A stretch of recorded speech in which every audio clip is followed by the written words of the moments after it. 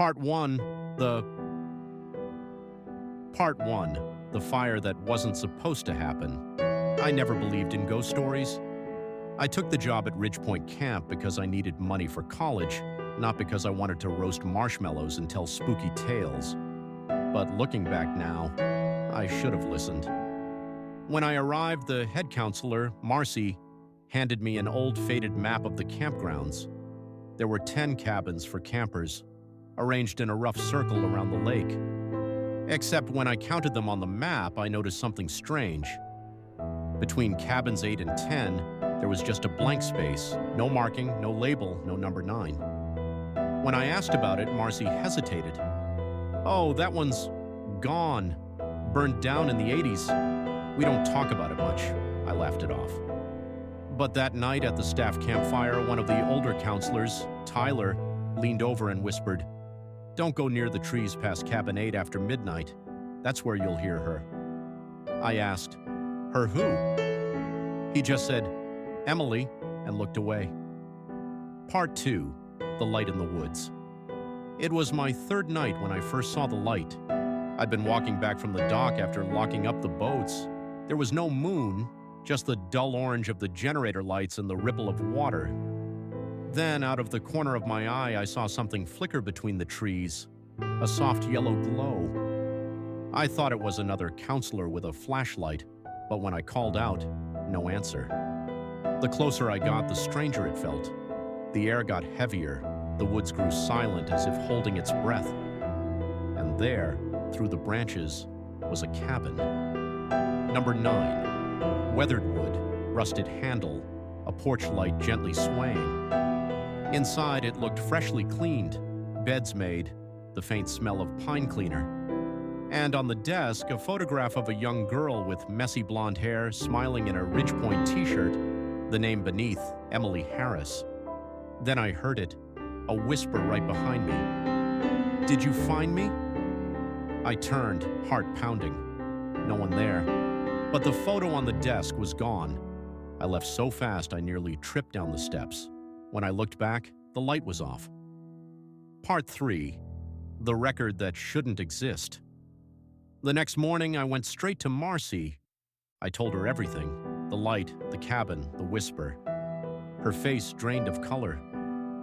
"Cabin 9 burned down in 1987, she said quietly. "Electrical fire. One camper didn't make it out. Emily Harris, she was only 12. I didn't believe her, so I went to the storage shed behind the office. They keep old paperwork there, inspection logs, counselor rosters, accident reports.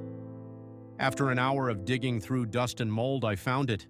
Incident report, Ridgepoint Camp, July 21st, 1987. Cabin 9 destroyed by fire, cause undetermined, 1 fatality.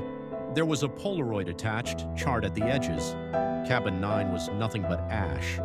No structure, no surviving walls, just blackened ground.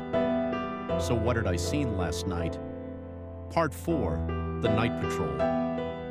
That night, Marcy asked me to help her check the camp perimeter before lights out.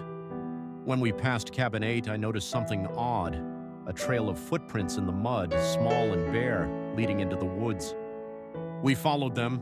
They led straight to the clearing where cabin 9 should have been. Except now, it was there again.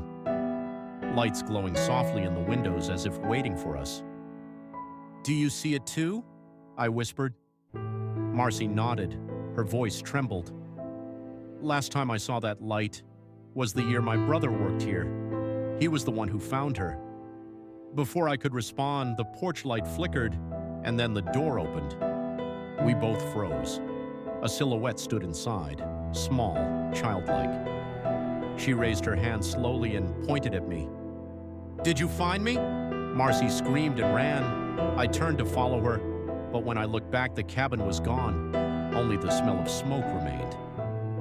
Part 5, the tape. 2 days later, I was leaving camp. Couldn't take it anymore. The sleepless nights, the whispers, the static on the radio that always seemed to form words. As I packed, Tyler approached me. He handed me a small cassette tape. "You need to hear this before you go." It was an old counselor log from 1987, recorded by the night watchman. The last entry said this: 1:12 a.m., light spotted in the trees. Cabin 9 appears to be occupied. Heard crying. Female voice, age around 12. Approaching cabin now. Then static. Then a voice, faint but clear. Did you find me? The recording cut off there. Tyler said the original tape was found buried in the ash of Cabin 9 when they cleared the site, but it shouldn't have survived the fire. Part 6. The Return. I left Ridgepoint and tried to forget. Months went by. I changed my number, moved to the city, stopped answering calls from anyone connected to that place. Then one night I got a letter, no return address. Inside was a Polaroid. It showed the same clearing, the one between cabins 8 and 10, but this time the photo was newer, clearer. Cabin 9 stood perfectly intact, and in the window, a pale face watching from inside. Written on the back were 3 words: "Come find me." I burned the photo, but sometimes when I turn off the lights in my apartment, I swear I can still smell smoke. Faint whisper echoing, "Did you find me?" Part 7. The Investigation. Optional segment for realism. After uploading this story online, a viewer claiming to be Emily Harris's cousin emailed the channel. They said the family never recovered her body, only a melted necklace. They also sent a scan of a 1987 local newspaper clipping. Electrical fire claims 1 life at Ridgepoint Summer Camp. Cause unknown. Witnesses report strange lights before blaze. I looked it up myself. The article exists. So do the property records. Cabin 9 was officially demolished in 1988, and yet Google Earth shows something there. A small rectangular shadow between cabins 8 and 10, roughly the same size as a single camper cabin. The satellite images show the shadow disappearing in 2017 and reappearing again in 2021. Part 8, the final recording. 3 months later, Marcy, the head counselor, went missing. Her car was found parked at Ridgepoint's locked gate, keys still in the ignition.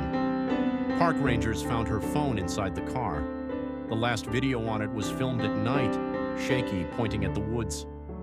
You can hear her whisper, "I just want to see it one more time."